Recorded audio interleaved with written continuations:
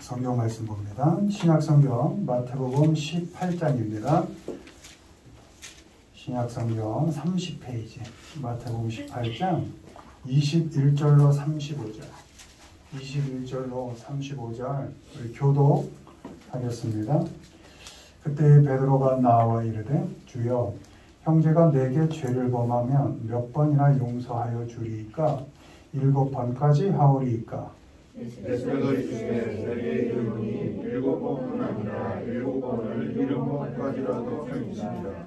그러므로 천국은 그 종들과 결산하려 하던 어떤 임금과 같으니 결산할 때 10,000달란트 빚진 자 하나를 들어오매 갚을 것이 없는지라 주인이 명하여 그 몸과 아내와 자식들과 모든 소유를 다 팔아 갚게 하라 하니 그 종이 엎드려 절하되 내게 쳐서 다 갚으리이다 하거늘 그 종의 주인이 불쌍히 여겨 놓아 보내며 그 빚을 탕감하여 주었더니 그 종이 나가서 자기에게 100데나리온 빚진 돈을 한 사람을 만나 붙들어 목을 잡고 이르되 빚을 갚으라 하매 그 동료가 엎드려 간구하여 이르되 나에게 참아 주소서 갚으리이다 하되 허락하지 아니하고 이에 가서 그가 빚을 갚도록 오게 가두거늘 그 동료들이 그것을 보고 몹시 딱하게 여겨 주인에게 가서 그 일을 다 알리니 이에 주인이 그를 불러다가 말하되 악한 종아 내가 빌기에 내가 내 빚을 전부 탕감하여 주었거늘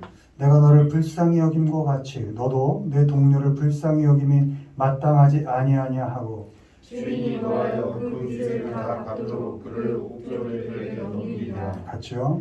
너희가 각각 마음으로부터 형제를 용서하지 아니하면 나의 하늘 아버지께서도 너희에게 이와 같이 하시리라. 아멘. 오늘은 어떻게 용서해야 하나, 어떻게 용서해야 하나 라는 제목으로 말씀 전합니다. 우리가 살아가면서 용납해야 하는 일과 또 용서해야 하는 사람들이 많을 것 같지만 내가 용서를 줘야 할 사람들이 많을 것 같지만 돌아보면 그보다 우리가 용서받아야 할 일과 또 용서를 구해야 할 사람들이 더 많다는 사실을 알게 됩니다. 우리가 많은 사람들에게 이해받고 용납되어지고 또 용서받으면서 살아갑니다. 우린 가장 먼저 하나님께 용서받았습니다. 영원히 죽을 죄를 용서받았습니다. 우리가 죄인일 때 용서해 주셨고 우리가 오히려 악할 때 용서해 주셨고 우리가 아무 생각 없이 하나님께 원수 되었을 때 하나님께서 먼저 우리를 용서해 주셨습니다. 때문에 우린 자격 없지만 용서받은 자로 오늘을 살 수가 있는 것입니다. 우린 아내에게, 남편에게, 부모에게, 자녀에게, 형제에게, 많은 친구들에게 용서받으면서 지금까지 살아왔습니다. 항상 후회하고 또 비교하고 걱정하면서 넘어지고 늘 미련하게 하루하루 자신도 모르게 살아가는 자기 자신도 어떻게 보면 스스로 그래도 위로하고 격려하며 용서하면서 살아가는 게 우리의 인생일 것입니다. 우리가 누군가를 용서할 수 있다는 것은 우리에게 용서할 자격이 있어서가 아니라 우리가 먼저 용서받은 사람들이기 때문입니다. 먼저 용서받았기 때문에 다른 사람을 용서할 수 있다는 것입니다. 우리에게 용서의 영이 없다면 우리는 용서받은 자들이 아니다. 로이드 존스 목사님의 말입니다. 우리가 용서할 수 없다면 네가 정말 용서받은 사람인지 점검하라 라는 말씀입니다. 하나님께 회개하고 자복하여 용서받은 인생이 네가 맞니? 라고 한번 점검해 보라는 말씀입니다. 우리는 용서받은 사람으로서 용서하며 매일매일을 살아야 할 것입니다. 우리에게 자격이 있어서가 아니라 내가 너를 용서할 만해서가 아니라 돌아보면 내가 너무 많은 용서를 받고 사는 사람이기 때문에 너를 용서할 수밖에 없다라는 것입니다. 이렇게 당연히 해야 할 것 같고 말하긴 쉬워도 막상 용서라는 것이 나의 이야기가 되면 그걸 해내기가 참 어렵습니다. 가슴이 박히거든요. 아리고 저 깊이 내려가서 나를 단단히 이렇게 잡고 있거든요. 용서 쉽지 않습니다. 그래서 이 시간은 복음서에서 말하는 용서가 무엇인지 살펴보고 어렵지만 그 용서라는 것을 어떻게 우리가 할 수 있는가에 대해서 점검하는 시간을 갖겠습니다. 1번 보시죠. 읽습니다.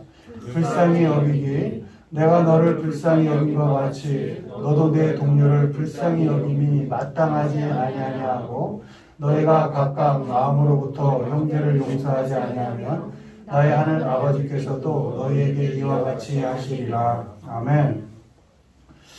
도무지 갚을 수 없는 빚, 그것을 용서받았음에도 용서하지 못한 종이 있었습니다. 오늘 우리가 읽은 본문에 나와 있죠. 임금이 10,000달란트 빚진 자의 그 빚을 탕감해 줍니다. 여러분 1달란트가 약 6,000데나리온, 1달란트가 그러니까 한 6억 정도 됩니다. 일당을 10만 원으로 치면 그러니까 10,000달란트면 뭡니까? 6조입니다. 갚을 수 없는 겁니다. 네 식구들을 다 팔아서 갚아라 이렇게 얘기할 정도죠. 네 자식, 네 아내, 네 소유 다 팔아서 갚아라 할 정도의 그걸로도 못 갚는 정도의 큰 돈이었습니다. 근데 임금이 그 빚을 탕감해 줍니다. 불쌍히 여기소서 갚겠습니다.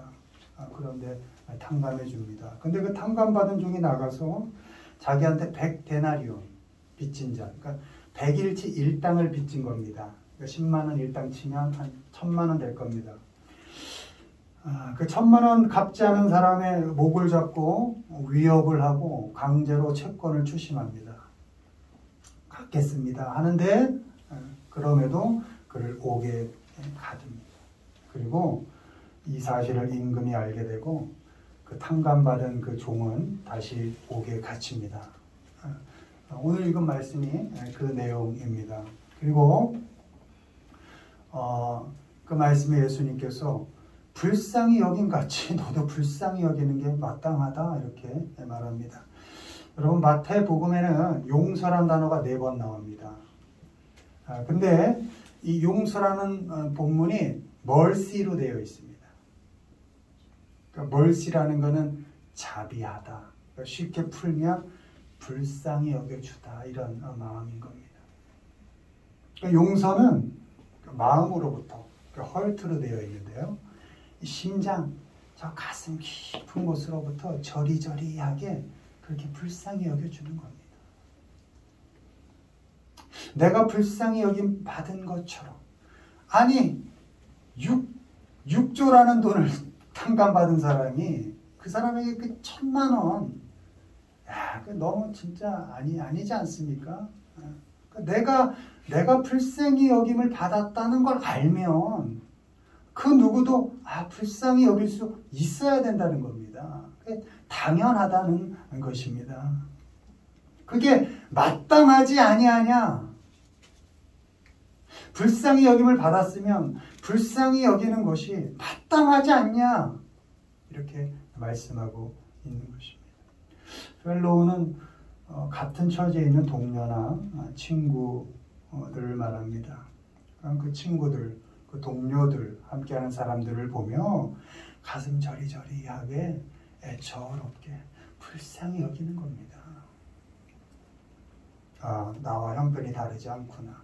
나도 6조 빚져서 탕감받았는데 야 너도 1,000만 원 6조에 비하면 작은 돈이지만 너는 그것조차도 갚기 어렵구나. 참 힘들게 지내고 있구나. 이렇게 탕감받은 자답게 불쌍히 여김을 받은 사람답게 좀 불쌍히 여겨줘야 한다는 것입니다. 나만큼 너도 아프겠구나. 힘들겠구나. 이런 마음을 가질 수 있어야 한다는 겁니다. 그것이 용서라는 겁니다. 내게 자격이 있어서가 아니라 나도 불쌍히 여김을 받은 사람이니까 그러니 나도 불쌍히 여기겠다라는 것, 그것이 용서라는 겁니다.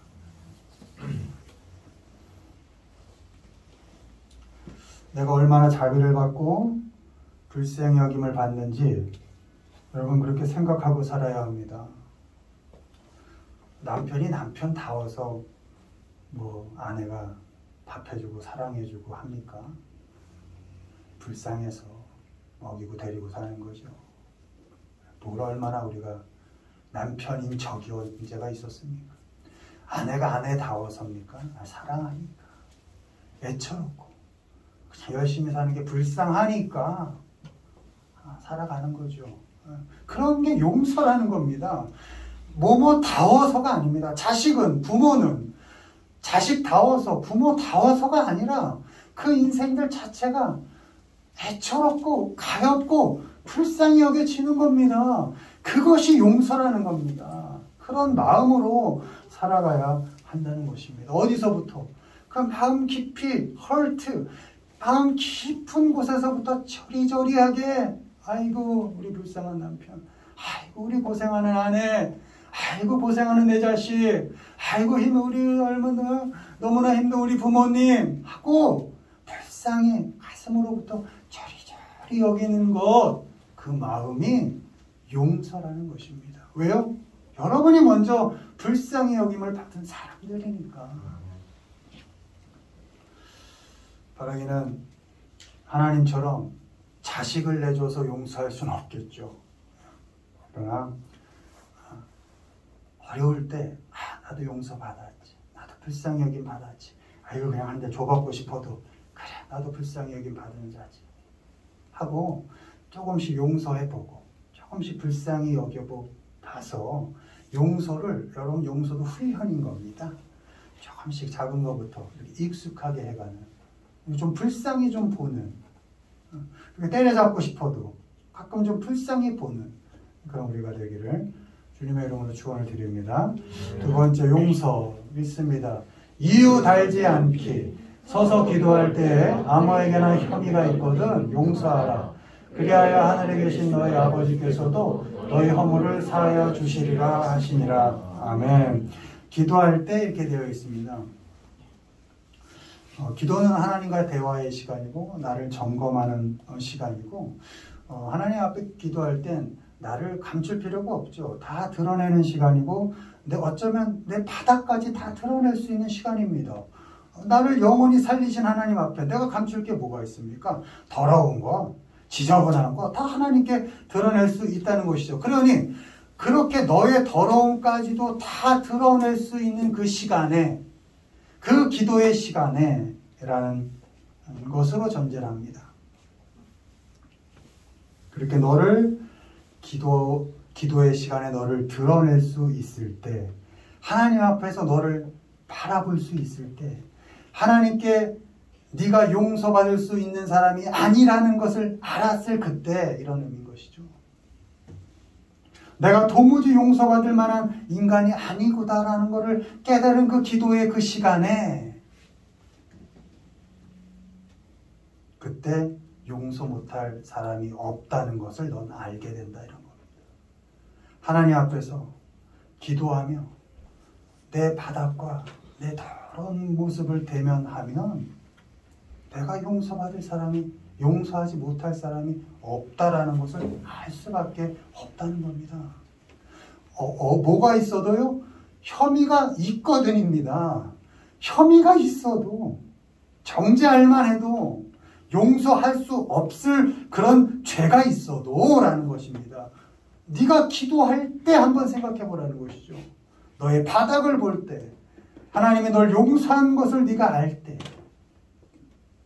그때 용서할 수 있다는 것입니다. 마가복음에는 용서라는 단어가 한 번 나온대요.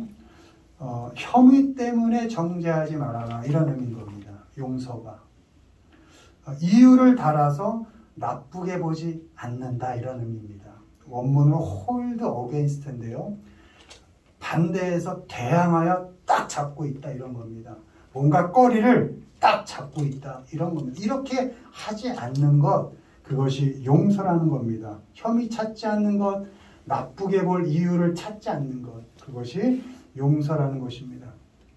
내가 도무지 용서받을 만한 이유가 없지만 하나님께서 은혜로 용서해 주신 것처럼 누군가에게서 나쁘게 볼 만한 거리들, 좋지 않게 볼 이유들을 찾지 않는 것, 그게 용서입니다. 그가 혐의가 없어서가 아니라 그런 놈이에요. 그런 사람이에요. 늘 그냥 그래요. 근데 그거 잡지 말라는 거예요. 홀드. 그거 잡고 있지 말라는 거예요. 그 거리 찾지 말라는 거예요. 그게 용서라는 것이죠. 이것 때문에 넌 나빠. 저것 때문에 넌 좋지 않아. 이렇게 하지 말라는 겁니다. 잡고 있지 않는 겁니다. 나쁘게 볼 거리를 잡지 말고 혐의가 될 만한 것들 잡지 말고. 여러분 이게 안 잡으면 어떻게 돼요? 흘러가지. 뭐에 묻혀요? 시간에 묻힙니다. 뭐가 또 흐려져요? 이놈의 기억이 흐려집니다. 시간이 지나가면 뭐 때문에 그렇게 화가 났었지? 걔가 뭘 나한테 잘못했었지? 조차도 흐려집니다. 시간에 흘러가고 기억의 흐림 속에 묻어져 갑니다. 그러니까 홀드하지 않는 겁니다. 이게 용서라는 겁니다. 혐의가 없어서요? 아니요. 죽일 만한 죄가 있어도요. 때려줘도 마땅해도요. 잘못했어도요. 그런 혐의가 있어도 기도의 자리에서 한번 널 점검해 본다면 네가 어떻게 용서받았는지 너의 바닥을 한번 네가 스스로 본다면 네가 어떤 사람인지 그럼 너를 용서한 하나님이 어떤 은혜를 너에게 주셨는지를 네가 기도의 시간에 한번 그 너를 대면할 수 있다면 혐의 찾지 않을 수 있다는 겁니다. 그거 잡지 않을 수 있다는 겁니다. 잡고 목 잡고 막 흔들지 않을 수 있다는 겁니다. 베드로가 예수님을 벽으로 밀친 것처럼 어떻게 그럴 수 있느냐 하지 않을 수 있다는 것입니다.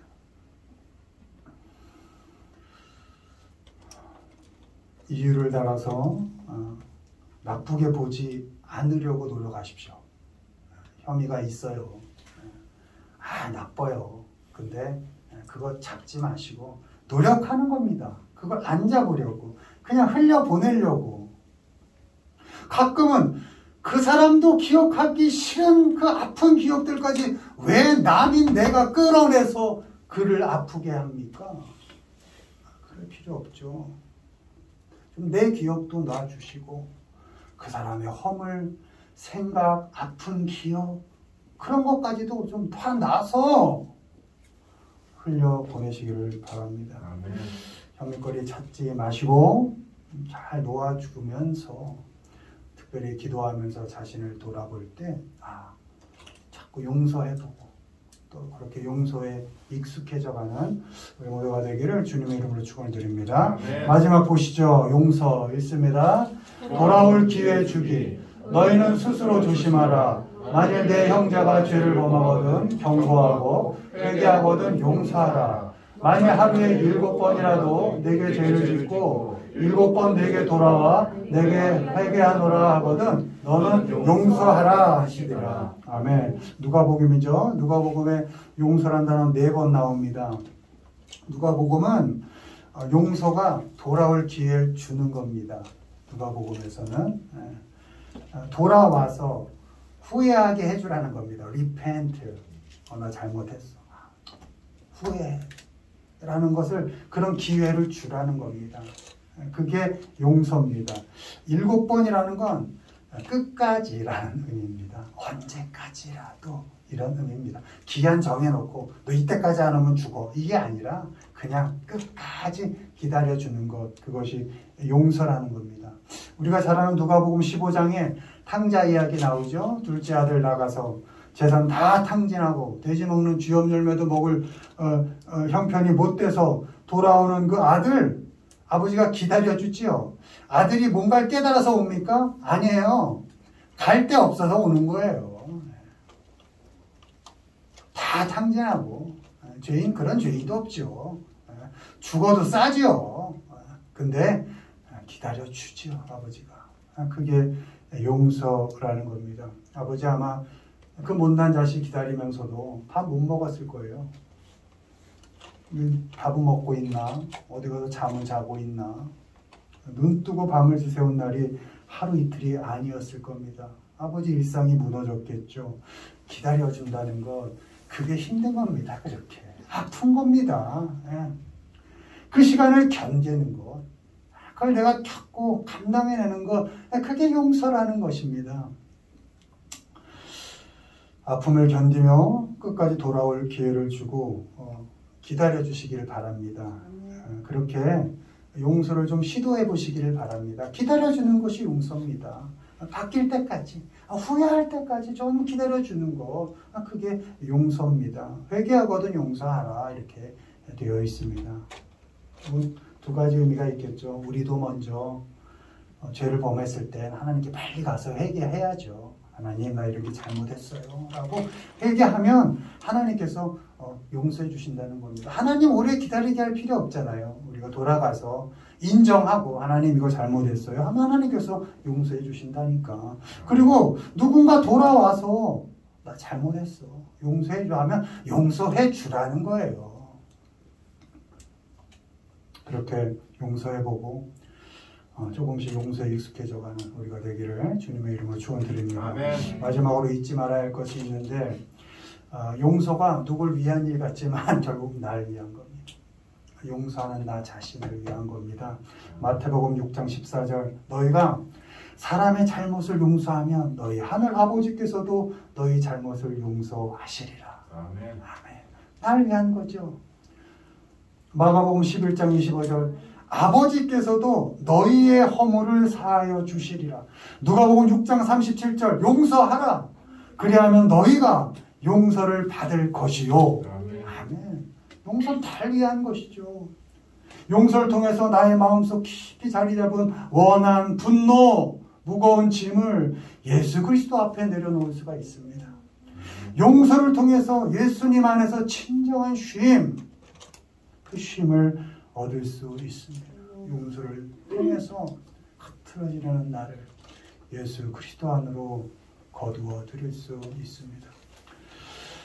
불쌍히 여기고 안 좋게 볼 이유를 찾지 말고 돌아올 기회를 줘서 용서를 시도해 보고 용서에 익숙해지는 우리가 되기를 바랍니다. 또한 하나님께서 또 하나님께 용서받은 자로서 용서하고 또 용서받으면서 그렇게 용서를 훈련해가면서 함께 살아가시는 우리 모두가 되기를 주님의 이름으로 축원을 드립니다.